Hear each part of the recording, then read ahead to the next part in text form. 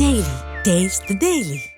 குரு பிரம்மா, குரு விஷ்ணு, குருதேவோ மகேஸ்வர, குரு சாட்சாத் பரபிரம்மா, தஸ்மை ஸ்ரீ குருவே நமகா. என் அன்பு செகண்ட் ஃப்ளோர் தமிழ் நேயர்கள் அனைவருக்கும் என் அன்பு வணக்கங்கள். தமிழ் புத்தாண்டு வாழ்த்துக்கள். வாழ்க வளமுடன். All the best sir. வணக்கம் சார். வணக்கம் சார், இந்த வருஷம் விஸ்வாவசு எப்படி இருக்க போகுது சார்? பொதுவாகவே ஒவ்வொரு வருஷமும் ஒரு ஆங்ஸைட்டி தான் சார். இந்த வருஷம் எப்படி சார் இருக்கும்? அதுவும் இந்த ஆங்கில பிறப்பை விட தமிழ் வருஷத்துக்கு நம்ம ரொம்ப முக்கியத்துவம் கொடுப்போம். அதுக்கு என்ன காரணம் அப்படின்னு கேட்டிங்கன்னா, ஆங்கில வருடம் வந்து வெறும் கேலண்டரை மட்டும்தான் கிழிக்கிறோம். ஆனால் தமிழ் புத்தாண்டு அப்படிங்கிறது சூரியன் மேஷத்தில் நுழையும் நேரத்தில் ஏற்படக்கூடியது. 0 டிகிரி, கரெக்டாக 0 டிகிரியில் ஆரம்பித்து 360 டிகிரி சுற்றி வர்றது தான் அந்த சூரியன் ஒவ்வொரு மாதமும் உள்ளே வர்றது.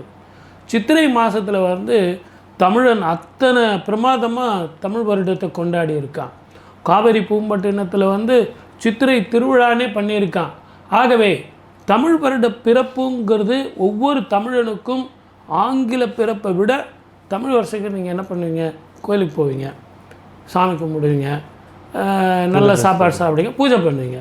ஆங்கில வருஷத்துக்கு என்ன பண்ணுவீங்க? புது ட்ரெஸ் போட்டுப்போம்.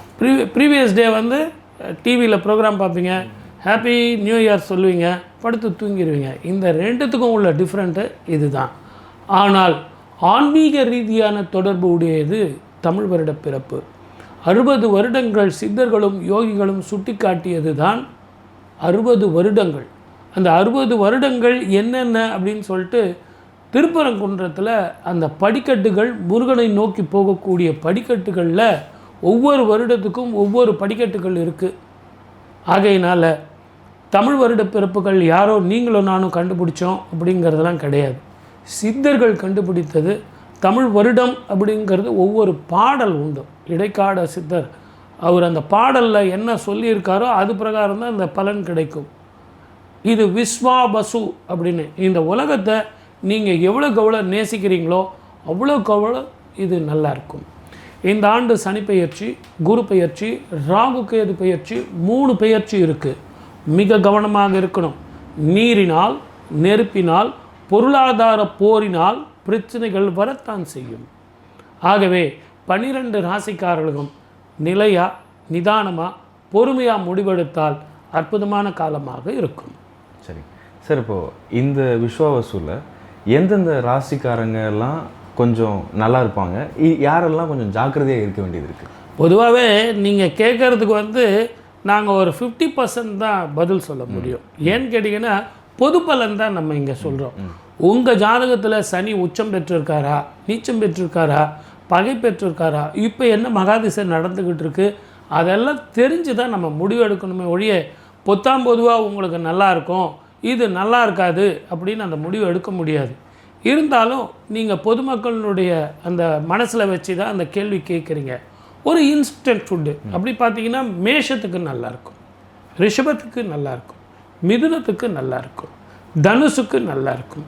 உங்களை பொறுத்த வரைக்கும் இந்த கிரகங்கள் அத்தனையுமே சுப பலன்கள் நிறைய இருக்கும். இப்போ நம்ம ஏதாவது கஷ்டம்னா தான் நமக்கு கடவுளும் ஞாபகம் வருவார், நம்ம ஜோசியம் பார்க்கணும், இப்போ நமக்கு நேரம் சரியில்லை அப்படின்னு சொல்லுவாங்க. ஆனால் நம்ம நேரம் சரியாக இருந்தாலும் இல்லைனாலும் நீங்கள் செய்ய வேண்டியதை செஞ்சுக்கிட்டே இருக்கணும் அப்படின்னு ஏதாவது இருக்கா? இதுக்காக தான் கிரகங்களை பார்க்கணுங்கிறது. கண்ணுக்கு தெரிஞ்ச 2 கிரகங்கள் என்னன்னு கேட்டிங்கன்னா சூரியனும் சந்திரனும். ஒரு நாளாவது அவங்க 2 பேர் வர்றதை தவறுந்துருக்காங்களா? நிச்சயமாக இல்லை. ரொம்ப மழை சார், சூரியனே வரல சார், சொல்ல முடியாது. ரொம்ப வெயில் சார், சந்திரனே வரல சார், சொல்லவும் முடியாது. கிரகங்கள் தன் கடமையை செஞ்சே தீரும். மழை வந்தாலும் சரி, இடிக்கு இடித்தாலும் சரி, எந்த கிரகங்களும் தன் கடமையை விட்டு தவறு செய்யாது. மனிதன் தான் வந்து தவறு செய்கிறோம். அதே மாதிரி பறவைகள் கூட, தாவரங்கள் கூட ஸ்டார்ட் தயாரிக்கிறது பார்த்திங்கன்னா சூரிய உதயம், உஷா காலம், பிரம்ம முகூர்த்தம் வரும்போது தன்னுடைய உணவு சேமிக்க ஆரம்பிச்சிடுது. அதே மாதிரி தான் பறவைகள் கூட.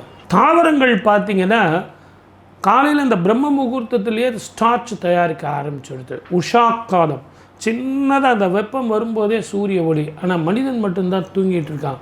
ஆகவே இந்த நிகழ்ச்சியை பார்த்துட்டு இருக்கிற நீங்கள் அத்தனை பேருமே பிரம்ம முகூர்த்தத்தில் எழுந்து சூரிய நமஸ்காரம் செஞ்சு உங்கள் கடமையை செஞ்சிங்கன்னா கிரகங்கள் எப்படி மாறினாலும் நீங்கள் கவலைப்பட வேண்டிய அவசியமே இல்லை. சரி, நான் இப்போ அதை தான் கேட்கணுன்னே வந்தேன். ஏன்னா இன்றைக்கி நைட் ஷிஃப்ட் போகிறவங்களா இருக்கட்டும், ரெகுலராக அந்த டைமில் தூங்கி எழுந்திருக்கிறவங்களா இருக்கட்டும், காலையில் எழுந்திருக்கிறத ஒரு பெரும் சுமையாக நினைக்கிறாங்க. காலையில் ஒரு 6 மணிக்கு எழுந்திருக்கிறது என்னப்பா மிட் நைட்டில் எழுந்திருக்க சொல்கிறீங்களே அப்படின்னு கேட்குறாங்க. காலையில் எழுந்திருக்கிறதுனால நம்ம உடலுக்கும் மனசுக்கும் எவ்வளோ நல்லது கிடைக்கும்? இது இந்த சமுதாயத்தில் இந்த காலகட்டத்தில் நம்ம சிந்திக்க வேண்டிய ஒரு கேள்வி. என்னன்னு கேட்டிங்கன்னா, வாழ்க்கை முறை மாறிடுச்சு. முன்னாடியில் நம்ம இந்தியாவில் மட்டும்தான் வேலை செஞ்சுட்டு இருந்தோம். சூரிய உதயம் சூரிய மறைவுக்கு தகுந்தபடி வேலை செஞ்சுருந்தோம். காலையில் 9 மணிக்கு ஆஃபீஸ் போவோம், 9 to 5, 5 மணிக்கு வீட்டுக்கு வந்துடுவோம். ஆனால் இப்போ அமெரிக்காவுக்காக நம்ம வேலை செய்கிறோம். இங்கே இரவு என்பது அங்கே பகல், அங்கே பகல் என்பது இங்கே இரவு. அவங்களுக்கு பகலில் நம்ம இரவில் நம்ம இங்கே வேலை செய்கிறோம். அப்போ அந்த சைக்கிளிங் மாறுது, உடல் ஆரோக்கியம் மாறுது, அந்த உடல் ஆரோக்கியம் பாதிக்கப்படும். நீங்கள் தயவு செஞ்சு இந்த நிகழ்ச்சியை பார்த்துட்டு இருக்கிற என்னுடைய நேயர்கள் ஒரே ஒரு கேள்விக்கு பதில் சொல்லுங்கள். ஏதாவது ஒரு பறவை இரவில் தூக்கம் இல்லாமல் பகலில் வேலை செய்யுதுங்களா? இல்லை பகலில் மட்டும் நல்லா தூங்கிட்டு இரவில் வேலை செய்யுதுங்களா? சூரிய வெளிச்சம் வந்த பிறகு இறை தேடுகிறது, வேலை செய்யுது. இரவில் பார்த்திங்கன்னா சாயரட்ச அப்படின்னா தன்னுடைய கூட்டுக்கு போயிடுது. இதற்கு அந்த ஏசியில் இல்லை, வெளிச்சம் இல்லை, ஒன்றும் இல்லை, ஒரே இருட்டு, இருட்டு. அந்த கூட்டுக்கு அது போயிடுது, நிம்மதியாக படுத்து தூங்குது, விடியற் காலையில் எழுந்துக்குது. ஆனால் மனிதன் என்ன பண்ணுறான்? இந்த சமூக வாழ்க்கை மாறும்போது அவனுடைய நடவடிக்கை மாறுது. அதுதான் அவனுடைய இயற்கையில் இருந்து மாறுபட்டு போகிறதுனால உடல் ஆரோக்கியம் பாதிக்குது. விதவிதமான சிந்தனைகள், விதவிதமான வேலைகள், விதவிதமான நோய்கள், அதுதான் இவனுக்கு வாழ்க்கையை கெடுக்குது. அப்போ ஆங்கில புத்தாண்டுலேருந்து நம்ம விஸ்வாவசுவை கொண்டாடுறதுக்கான நேரம் வந்துருச்சு. அதை நம்ம செயல்படுத்தணும் இல்லைங்களா? எல்லாரும் ஆங்கிலேயர்களுக்காக வேலை செய்கிறதுனால தான் இந்த காலையில் தூங்குறது பிரச்சனையாக இருக்குது அப்படின்னு சொல்ல முடியாது. உலகத்தோடு ஒட்டி வாழறது தான் நமக்கு வாழ்க்கை. உலகத்தோடு ஒட்டி வாழணும் அப்படின்னு கேட்டிங்கன்னா, நான் இப்போலாம் அமெரிக்கா டைமுக்கு நான் வேலை செய்ய மாட்டேன்னா நம்ம பொருளாதார வளர்ச்சி அந்த அளவுக்கு இருக்காது. உலகத்தோடு ஒட்டி வாழணும், அவங்களோட சேர்ந்து போகணும் அப்படிங்கும்போது சிலவற்றை நாம் இழந்தால் தான் சிலவற்றை நாம் அனுபவிக்க முடியும். இப்போ நாங்கள்லாம் 9 மணி வரைக்கும் டிவி பார்த்துன்னு இருப்போம் சார். ஆனால் இந்த காலத்து பசங்க சார் இரவு முழுவதும் நாங்கள் டிவி பார்த்துன்னு இருக்கிறோம் சார். அன்றைக்கி 9 மணிக்கெலாம் டிவி முடிஞ்சிடும், நாங்கள் 9 மணிக்கு படுத்துருவோம். அதுக்கு முன்னாடி இருந்த ஜெனரேஷன் என்ன தெரியுங்களா சொல்லுவாங்க? 6 மணிக்கு விளக்கேற்றின உடனே சாப்பாடு, 7:30 மணிக்கெலாம் படுத்துருவோம். அவங்கெல்லாம் ஆரோக்கியமாக வாழ்ந்தாங்க. காலையில் 4:30 மணிக்கு. எவ்வளோ நேரம் உழைக்கிறீங்களோ அவ்வளவு நேரம் நீங்கள் தூங்கணும். உழைப்புக்கு ஏற்ற தூக்கம் இருக்கணும், நித்திரை வேணும். அப்போ ஆரோக்கியமாக வாழலாம். உங்களுக்கு ஆரோக்கியம் எங்கே போயிடுச்சு அப்படின்னா, உங்களுக்கு நிம்மதியான தூக்கம் இல்லை. பாதி பேருக்கு தூக்கம் இல்லாதனாலேயே மென்டல் ஸ்ட்ரெஸ்.